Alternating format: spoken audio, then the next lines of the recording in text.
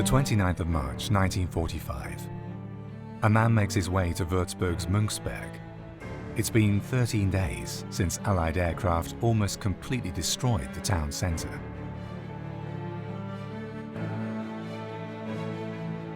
In his briefcase, the stranger is carrying the ashes of a young priest.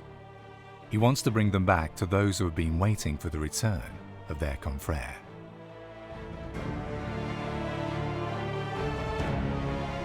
The Marienhill Monastery has remained intact. Leo Fanzer hands over a small box containing the ashes to the rector of the house. A prisoner in Dachau concentration camp risked his life to smuggle them out. The reason for the unusual effort, all of those involved are agreed, they are the last remains of a saint.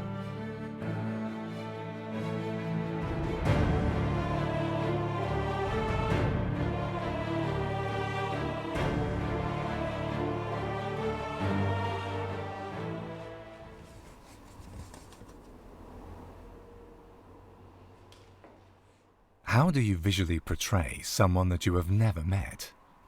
For some weeks, Gertraud Christ has been working on a painting of Father Engelmar unseitig. By using a few photos and documents, the artist attempts to track him down.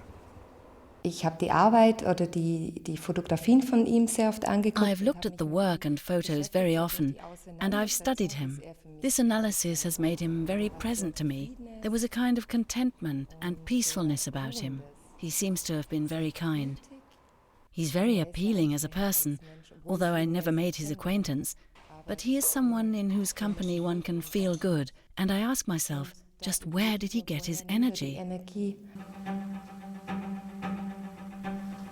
We are on a search for clues. Father Adalbert Balling, one of Father Engelmar's confrères, never met him personally, but he has spoken to many who did know him. He has compiled all of the extensive material gained in a biography. Working on it was like plunging into a bleak period. Some nights I just couldn't sleep, but I was determined to find out about him. Just who was this Father Engelmar? And then I knew, of course, that several had survived him. Laboriously, I found one after the other.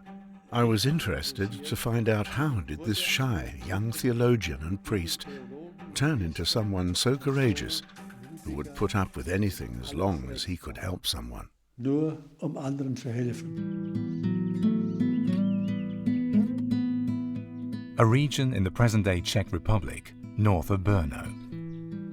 Hubert Unseitig was born in this farmhouse in Greifendorf near Zwickau on the 1st of March 1911.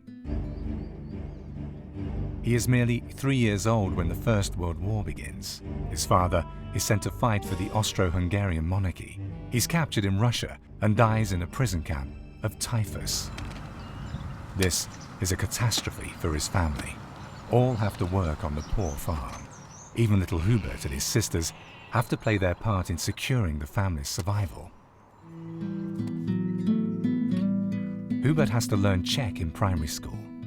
Bohemia, Austrian before the war, now belongs to Czechoslovakia.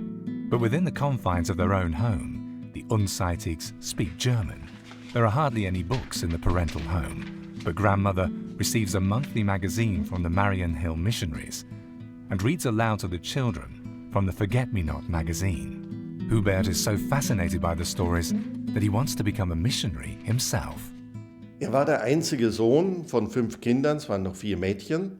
He was the only son of 5 children. There were 4 girls, and this made him the only male who could work on his parents' farm. When the only adult male is no longer there, things were definitely more difficult. Männliche Kraft an diesen Hof verliert, das war sicherlich nicht einfach, aber die Mutter hat sich dann. But the mother resigned herself to his vocation after seeking advice from various priests. Hubert leaves Zwickau by train in April 1928. His decision has been made. He wants to join the Marienhill missionaries.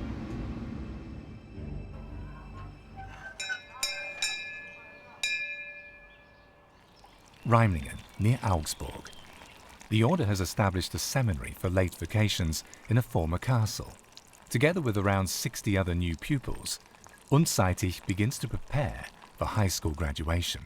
The library soon became his favorite place. Before long, he's called a bookworm. His teachers see him as being very intelligent, talented, and with a thirst for knowledge. Absolut guter Sportler. An absolutely good athlete. This note often appears on his report card. Top marks, but he wasn't pushy. Those with whom I could speak that were in his class all said the same. He never tried to outdo anyone. After finishing his exams and paying a short visit home, Hubert is on his way yet again, this time via Prague, Würzburg and Cologne, and across the Rhine into bordering Holland. After Bismarck had prohibited the establishment of missions in Germany, several religious orders crossed the border to train the next generation. The Marienhillers too established a mission near Venlo. This is where Hubert prepares himself for life within the order. One picture shows him together with other novices during the harvest. Upon entry into the novitiate, he receives his religious habit and a new name, Engelmar. In May 1935, he makes his first vows. In the meantime, much has changed in Germany on the other side of the border. Hitler has come to power.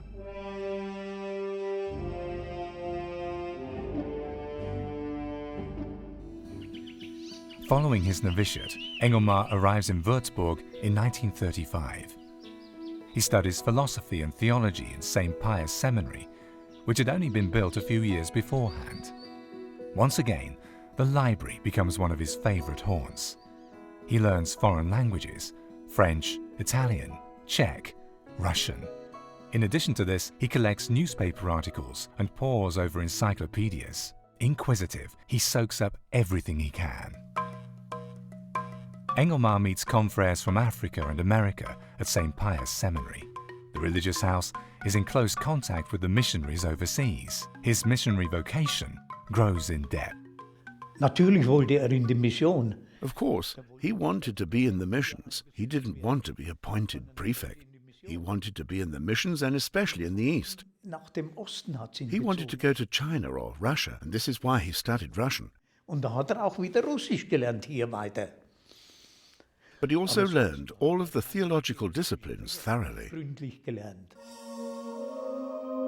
On May 1st, 1938, Engelmar made perpetual vows in the Marienhill Seminary Church. On August 6, 1939, he's also ordained here as a priest. Man hat natürlich damals schon die Kriegsgefahr gesehen. Of course, one could sense the danger of war back then, which is why they ordained one class a year early, Sie so as not to be called up into the military. Many were sent to Africa. zu entziehen. Eine ganze Reihe wurden nach Afrika geschickt. Father Engelmar celebrated his first Mass on the 15th of August in his homeland. This picture was taken at the end of the ceremony. The festival within a circle of family and companions is also a farewell. Engelmar will never see his homeland again. 17 days after the first Mass, Hitler crosses the border to Poland. The Second World War is underway. Back in Würzburg, even in the monastery, it's clear that a new era has begun. The seminary becomes a military hospital, and confreres are called up to military service. Engelmar concentrates fully on his studies again and takes on smaller pastoral duties. He wants to prepare himself as best he can for his missionary work, but despite all efforts, he is denied emigration papers. Der wäre hingegangen, wo man ihn hingeschickt hätte. He would have gone wherever one wanted to send him. Had anyone said, go to China, he would have gone to China and would have learned Chinese. This inner conviction, that was particularly pronounced in Sehr him. stark ausgeprägt. The Flatava, with the later man-made lake on today's Austrian-Hungarian border. Father Unzeitig is sent here in October 1940 as a pastor. Because his departure to a mission area is no longer possible, he is attached to the newly founded Austrian province as a pastor in Glückelberg. From the former village, only the church remains. No man's land between east and west ran through here until 1990, which is why the former houses were demolished. After the borders were reopened, an Austrian began to save his mother's birthplace from ruin. It wasn't a small village. There were 217 houses, including the hamlets that were incorporated. Next to the church, Horst Wondroschek has opened a small museum which commemorates Glückelberg and its former pastor, Father Unseitig. The pictures illustrate the frugal lives of its inhabitants, who try to eke out a living in this inhospitable region.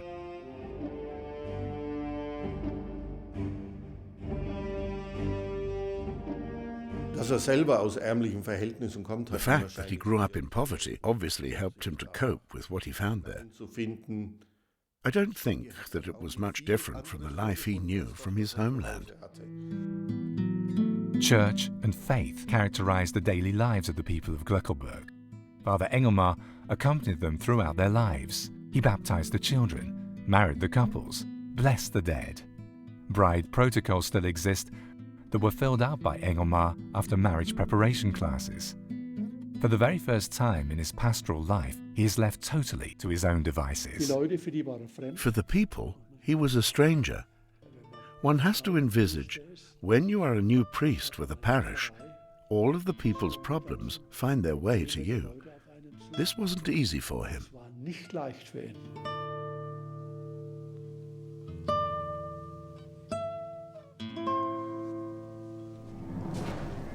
Everyone here was happy to see Hitler bring the one-time Austrian village, after its Czech assimilation, back to the Reich. The Nazis easily found followers in Glückelberg. They were very German and very much supportive of Hitler, and several of them were very dedicated followers who wanted to belong to Hitler or the party even more, and therefore scrutinized Engelmar very closely. Und deswegen auch den Engelmar sehr genau beobachtet haben.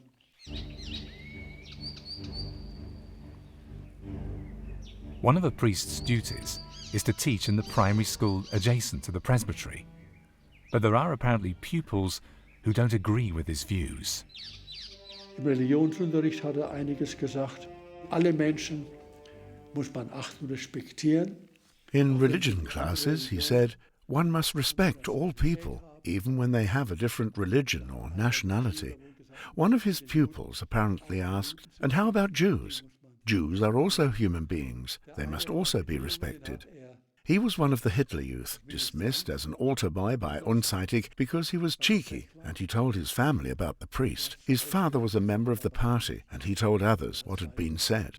This is more or less documented.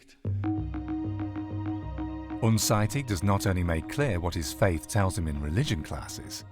When he preaches, he also indicates that the National Socialist ideology does not stand above everything else. On the feast of Christ the King, that meant, our Supreme Lord is Christ the King, and we will follow him. Everything else should remain silent. For some, the sermon is an attack on Hitler's authority, and they cannot accept this.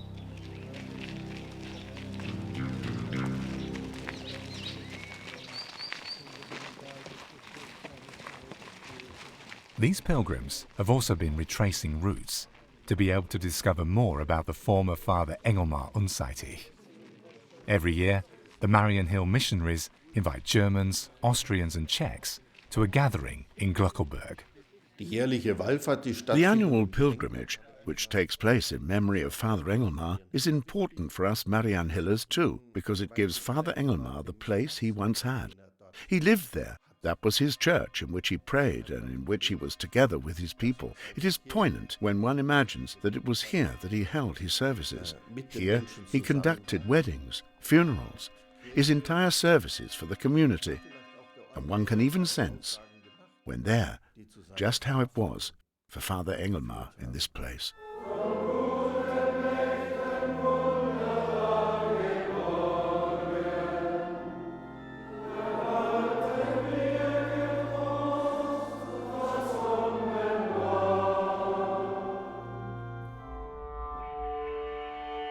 A church window hints at what befell the former pastor here.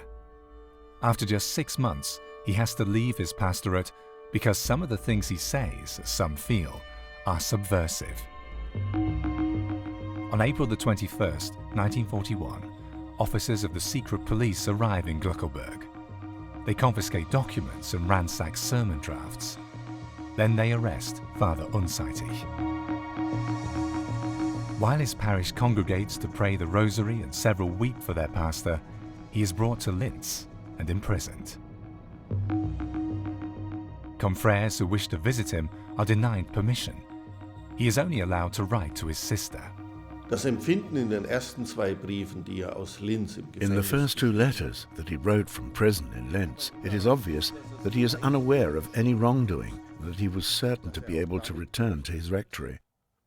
dass wieder zurück kann in seine Pfarrei. Alle Briefe, die man seine Schwestern All of the letters to his sister, she should take care of things until his return, prove that he was not aware of what he had said and always believed that he would return.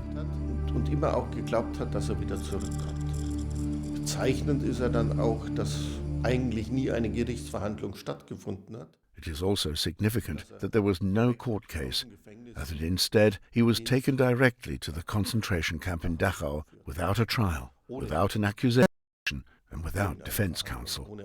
He was simply handed over to Dachau so that he was out of the way. Sondern wurde einfach weitergereicht nach Dachau, damit aus dem Weg ist.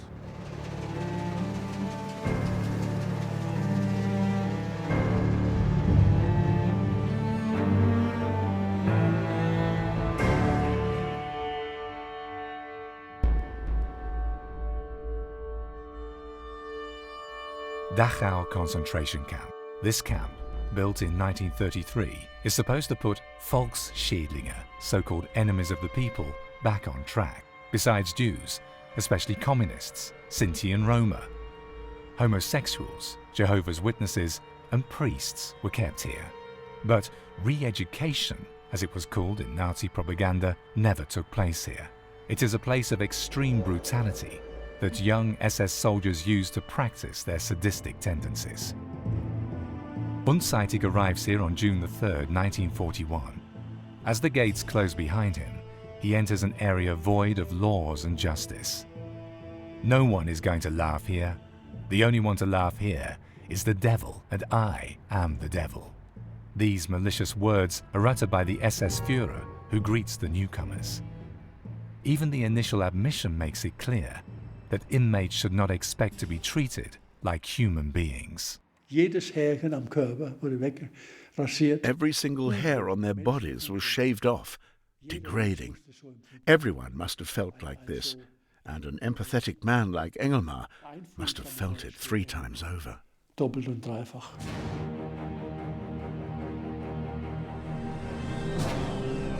During the course of 12 years, 200,000 people were imprisoned here. More than 40,000 of them die of the living conditions and the brutality of the supervisors.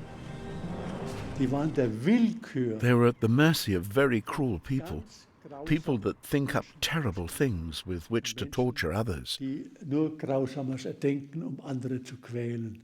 Und das war ja schon für die As an inmate, it was torment to experience how others were abused. wie andere misshandelt wurden. Despite the terror, Father Engelmar is astounded to discover that many like-minded priests also lived in the concentration camp. As of 1941, Himmler ordered that most of the Reich's imprisoned clergymen be deported to Dachau. It was later said that the world's largest monastery was housed in the blocks 26, 28 and 30. There were more than 3,000 clergymen, aged 24 to 83.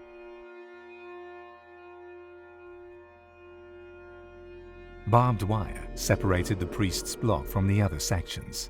In doing so, the SS wanted to prevent the priests from exercising pastoral care. The separation also had another purpose.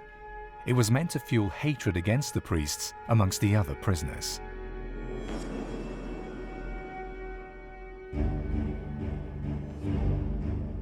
Every 14 days, inmates were allowed to write letters on standardized stationery. Negative comments regarding the camp are forbidden, but to be able to explain his situation, Unzeitig makes use of a pseudonym. He calls himself Walter. Wenn gesagt hat, der Walter hungert, When he wrote that Walter was hungry, it meant that there is nothing to eat. I'm starving. ich leide Hunger. When he says Der Walter hätte Walter gerne would mal like warm das und socks, das, this meant warme we have to Socken. go barefoot. Dann hieß das, wir laufen barfuß. Und unter diesem Decknamen Walter Using his pseudonym, hat he was er able das to say that gesagt, was which he eigentlich was otherwise unable to say. aus dem KZ nicht sagen durfte.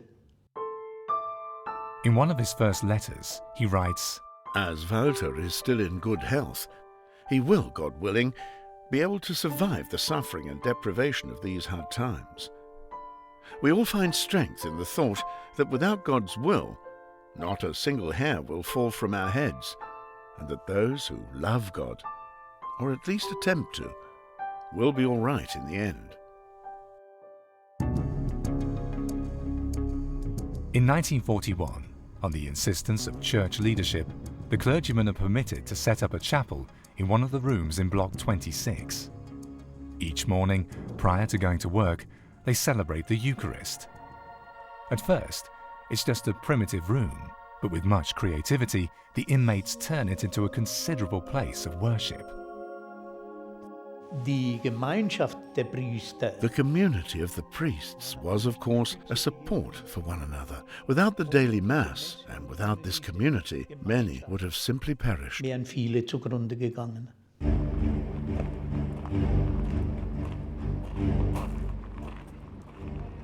It is a priest's privilege not to have to join in the work gangs every day. Instead, they are given other tasks. One of these, supplying food to the barracks. 3 times a day, heavy metal buckets have to be collected in the kitchens in front of the drill square. Unzeitig reported this procedure in one of his first letters. The boiling hot buckets were filled with 50 litres of hot tea, coffee or soup. To negotiate the terrain in wooden clogs, especially in winter, was like walking on eggshells. If someone fell and spilled some of the contents, then the entire block would have to go without. Even though no one ever has enough with this meagre fare. Engelmar tried to give some even from the small portions received to those he considered more in need. Wenn man hungert, denkt der Mensch im Normalfall nur an sich selber. Ich habe etwa 70 ehemalige KZ-Priester kennengelernt. When you are starving, Die haben mir das alle you only beschrieben. think of yourself. Der war I have made the Engelmar, acquaintance of roughly 70 former inmates of Dachau, karge, and they all confirmed Father Engelmar divided this meagre fare to give to others. zum Teil also schon Sometimes it was just awful. Turnips, a few pieces of cabbage, watery soup. Suppen, Wasser. They really were starvation rations. Wirklich. Nevertheless, he tried to give the sick in his barracks some of his food. Not all were prepared to share, not even all of the priests. Nicht alle waren bereit. Lange nicht alle, auch nicht alle Priester.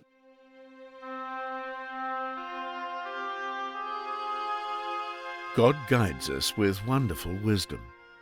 We just don't always immediately see what it is all good for. I just try to use the time here as well as I possibly can for spiritual, religious and mental perfection. Last but not least, the following are part of my program: prayer and atonement.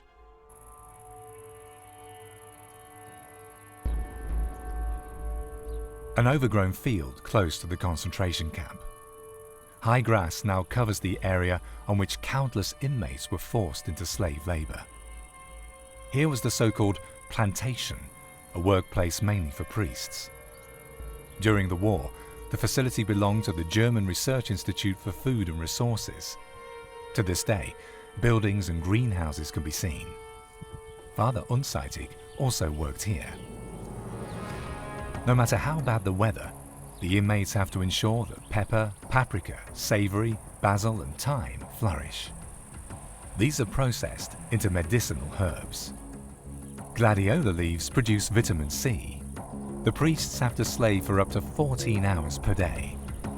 The facility is enormously profitable and assures the Nazi bigwigs a handsome nest egg. By contrast to other work squads, the priests did not receive a snack of any kind. The reason? It's just light work. Some try to satisfy their hunger by eating leaves. Those who are caught risk death. The overseers, prisoner functionaries that supervise the workers and are just as brutal as the SS, relentlessly thrash the priests, even those who collapse out of exhaustion.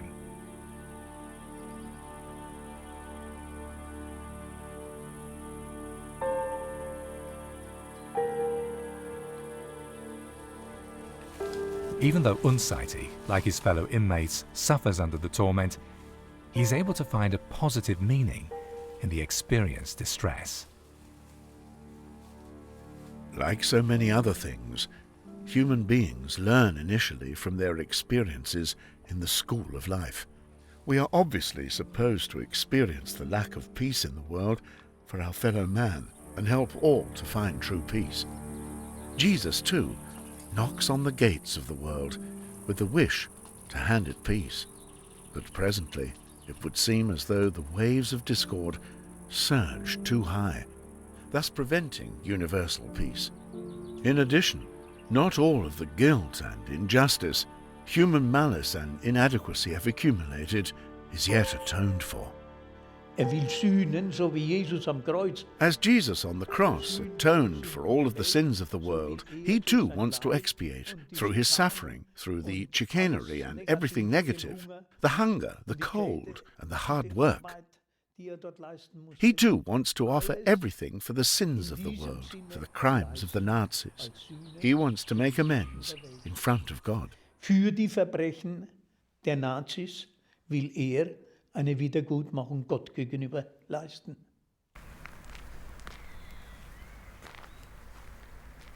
He is the only one to have met Father Unsightig personally.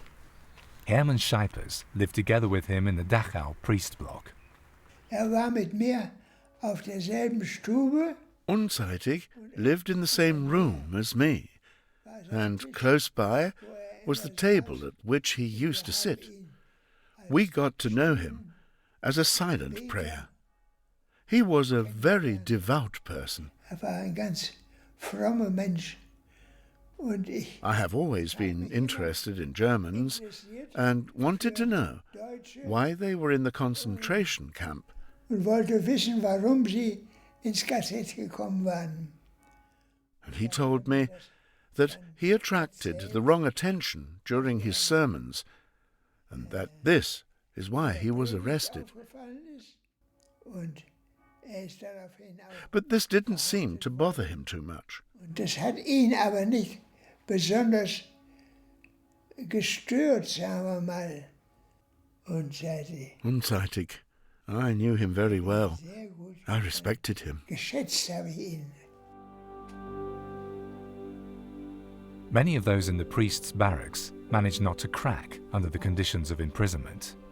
The clergymen made a place of worship out of their rooms. Apart from the daily mass, they prayed the rosary, the way of the cross, the liturgy of the hours. They held lectures, had devotions, discussed in various circles, liturgy, philosophical, exegetical and pastoral questions.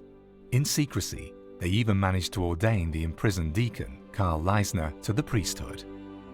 For Unsightig too, the exceptional and undetected priest ordination is proof that God had not forgotten them in the camp. Hat diese ganzen Verhältnisse in Dachau. He arranged all of the circumstances in Dachau into his religious conception of the world. Persecution, hatred, hostility, antagonism and abuse. He had to be able to incorporate all of this into his religious world view. He always used to say, "Dear God will always look after me." It is like a novitiate, where we have to learn just what is most important, or spiritual exercises, he wrote. Oder wie Exerzitien, schreibt er. One can continuously observe that according to the teachings of our holy religion, All of the mysteries and difficulties that cause others so much discomfort can be solved so wonderfully and can bestow on us so much consolation and joy. If one is somewhat removed from the turmoil of the world and meets people from all corners and parts of the world, one's outlook is broadened. One notices how short, how unimportant this life is when compared with eternity, with eternal bliss or misfortune. The time arrives when you realize that everything was a blessing.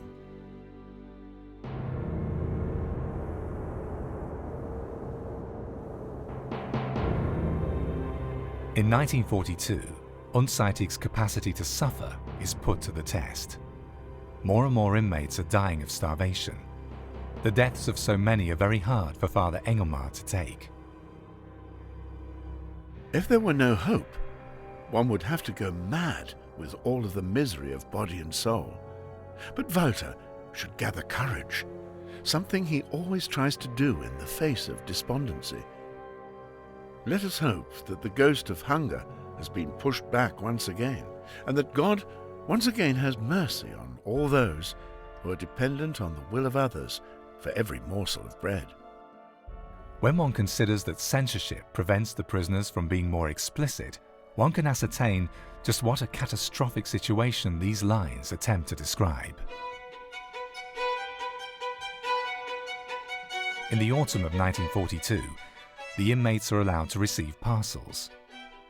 These additional food rations save many of them from starvation. Father Engelmar shares the parcels he receives from his family and acquaintances with all of those who receive no support. Mich hat immer wieder fasziniert, wie diese Priester, wenn es Pater Engelmar kam, in hohen Tönen von ihm gesprochen haben. It always fascinated me how these priests, whenever Father Engelmar was the topic, spoke of him highly, because they were fascinated by all that he did. There were priests who said that they didn't have the strength, because it cost them so much strength just to survive everyday life in the concentration camp. This is why they were fascinated by Engelmar, because they sensed from which power source he did everything and what made him do it. Weil sie gespürt haben, aus welcher Kraft das tut und was ihn angetrieben hat, das zu tun. In the spring of 1943, he receives the news of his mother's death. The inmates comfort him. For the first time in 2 years, he's permitted to say Mass himself, so that he can sing a requiem for his mother at the altar. Time and again, his thoughts return to his homeland, to people he holds dear. In August 1943, he writes, When I think back to my first Mass, now that I've spent the longest time of my priesthood here, I have to say, God's ways are wonderful. Yes, God does not lead us, just our love, our devotion, our sacrifice. And so I hope to be able to help the countless homeless, all of the helpless and desolate, especially in towns more heavily bombed. For this reason, God has taken us out of active pastoral work so that we, as a multitude of intercessors, by prayer and sacrifice to God, implore grace and mercy for our brothers and sisters out in the world.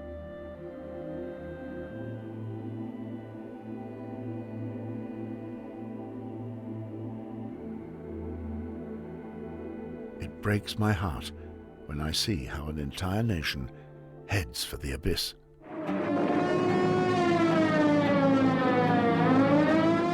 The war moves ever closer. Even though only sparse snippets of information make their way through to the camp, the air raids on Munich can be heard in Dachau. The course of the war also has an effect on the prisoners.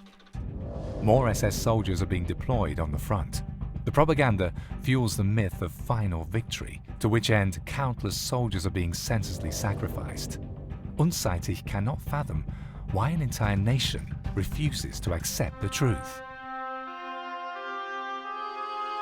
January 1944. It has now been almost 3 years since Father Engelmar was imprisoned. For the new year, In thanks for all of the joyous and sorrowful days of the past year, we want to look forward to the future with childlike trust. The more that people want to go their own way in irrational defiance, and therefore to their own ruin, we must ask our Lord to turn to good account all of the terrible damage and calamity and bring about peace amongst his quarrelling children.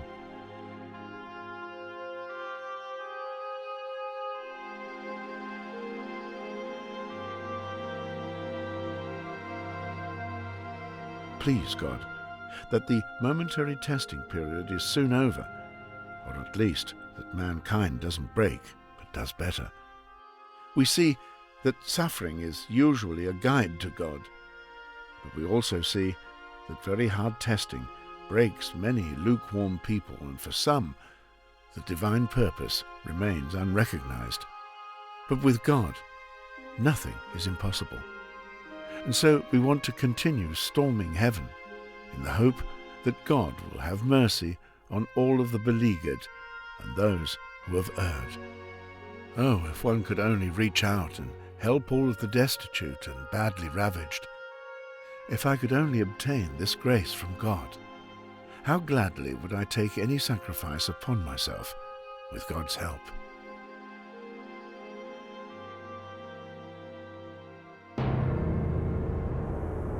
More and more prisoner transports arrive at the camp. The blocks are overcrowded, and mass dying begins. Day by day, the priests realize how much they're needed.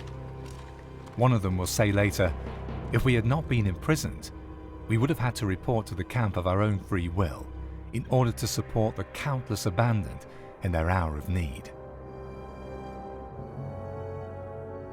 Although Unzeitig's imprisonment prevented him from being a missionary overseas, Engelmar realizes that the camp is his mission.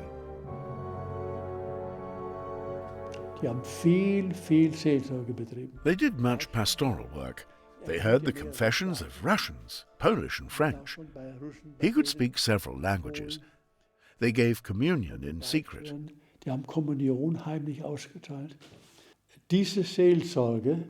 This pastoral work, this knowledge, there are people who are happy that I exist, that I listen to them, that I give them courage. These gave him a lot of energy too. Das, glaube ich, hat ihm selber auch Kraft gegeben. A document from the concentration camp, assisted by Father Engelmar and in secret, a kind of catechism in the Russian language evolves. Its purpose? It's supposed to show in its more than 70 pages atheistically educated inmates the teachings of Christianity. Eine Sammlung von Glaubenswahrheiten. A collection of truths of faith. What does salvation mean? What does the forgiveness of sins mean? What is confession? They compiled these things and gave this catechism to Russian boys and inmates, and it was passed on secretly from hand to hand. Der heimlich von Hand zu Hand gegangen ist. Wenn er erwischt worden wäre, das wusste jeder von denen. If he had been caught, he would have been shot, or they would have killed him some other way. Und dieser Zug bei ihm, this characteristic of his, he who began as a shy lad, as our fathers once called him, and within the space of 4 years became an adult, a mature man whose thoughts went far beyond himself. This was a missionary trait. Der weit über sich hinaus gedacht hat. Und das war ein missionarischer Zug. Toward the end of 1944, typhus broke out in the barracks. By the beginning of 1945, the epidemic is out of hand.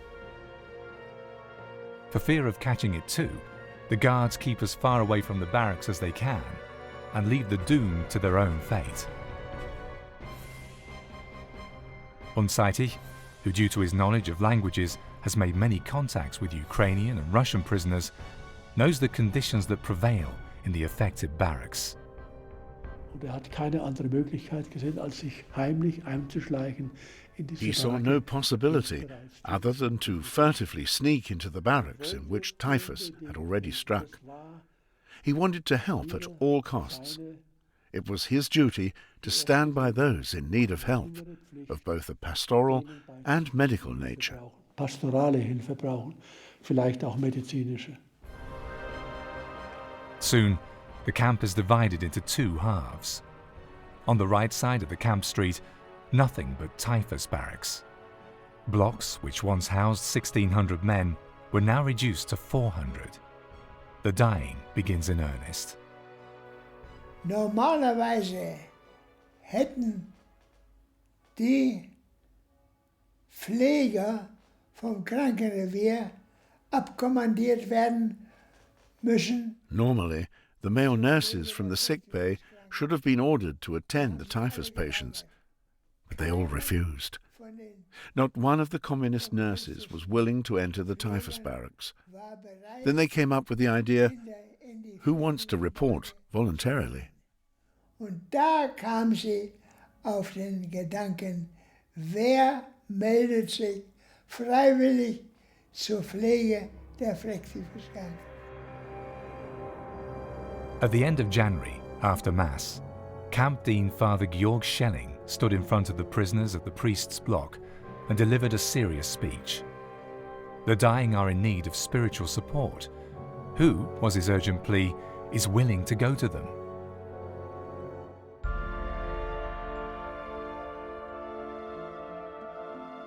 Whoever volunteers knows that he has to say goodbye to the priest's block and the possibility of finding consolation via Mass. To find 20 volunteers is an imposition, especially now, when everyone hopes that the advancing Allies will soon liberate the camp. Who wants to endanger himself now? Engelmar, who is a camp secretary in a typhoid barracks already, is one of the first to volunteer. Es war praktisch ein Gang in den Tod. It was practically a case of certain death. He had to reckon with catching typhus when caring for those already infected. Dass angesteckt wird. Engelmar made his decision. He, whose own father died of typhus in a Russian prison camp, voluntarily goes there, where apocalyptic conditions prevail. Surrounded by filth and lice, pus, saliva and excrement, he tries to give the dying the feeling of not being alone. Die haben ganz schreckliche Zustände vorgefunden. They found the most terrible conditions, so terrible that it is difficult to describe. They lay upon wooden slats, no sheets, no clothes. If they had diarrhea, it simply fell through the slats onto the bed beneath. If they had fever, they screamed at night, they spat, and as much as they were still able to do so, they stole the last piece of bread from one another. One cannot envisage anything worse. What humans do when they are confused, when it is a matter of pure survival, when the body simply reacts. They lay in delirium, showed their pain, they shouted, screamed. It was like hell on earth.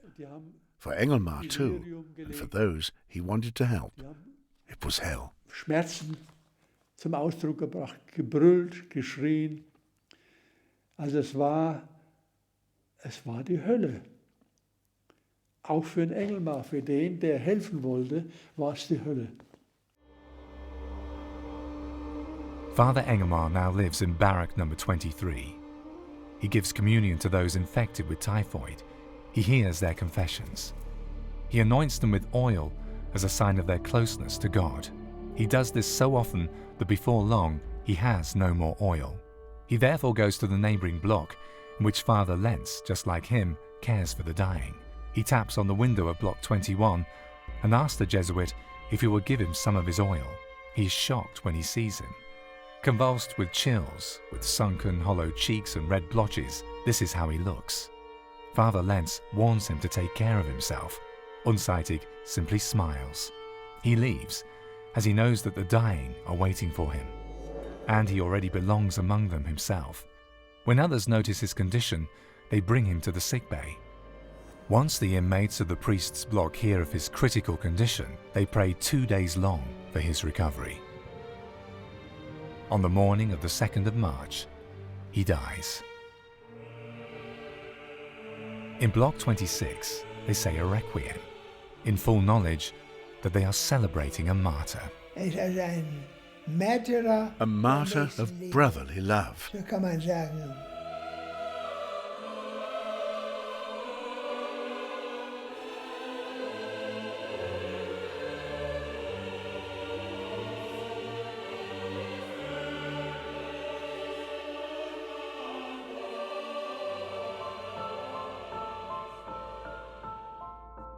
The incinerators at the end of the camp can no longer cope with the great number of dying. Many of the dead are thrown into mass graves outside the camp. One of the priests bribes the incinerator operators and manages to have Engelmar's corpse cremated separately. The clergyman risks his life to smuggle the ashes out of the camp. He writes in Latin that the ashes are the true remains of the deceased Unzeitig. The provisional urn finds its way via the plantation to Würzburg. In the middle of March, his religious superiors were informed of Father Unzeitig's death.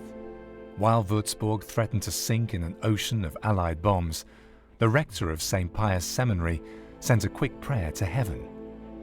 He has no doubt that Father Engelmar is now there. He later notes, Ich habe beim Angriff in Würzburg During the attacks on Würzburg, I prayed to Engelmar, protect our house. And I attribute the protection of this house, that this house did not burn down and suffered no direct hit. I attribute this to Engelmar. Ich schreibe es dem Engelmar zu.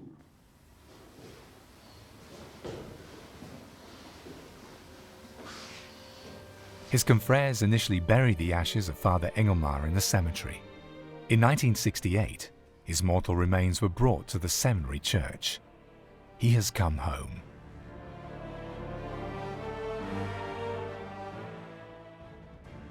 Even today, people bow to him because he makes them aware of what discipleship means. A life of love, and if it has to be, even unto death.